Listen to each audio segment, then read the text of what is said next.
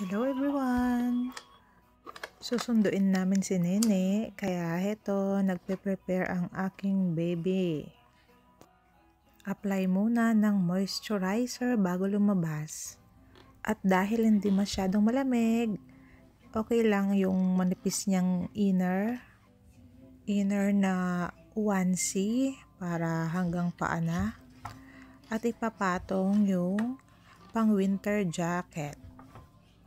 Kapag lalabas ay dapat meron 10 minutes na preparation para lang sa pagbibihis.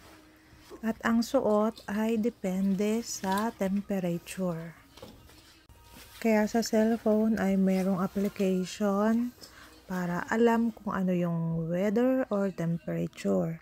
Kasi minsan oras-oras nababago. At depende rin sa lugar na pupuntahan.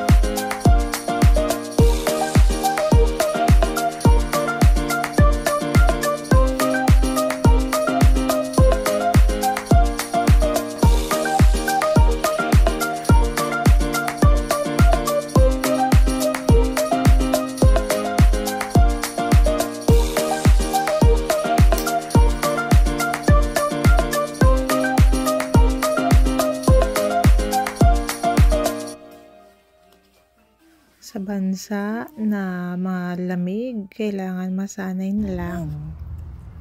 Thank you for watching at ingat po tayong lahat.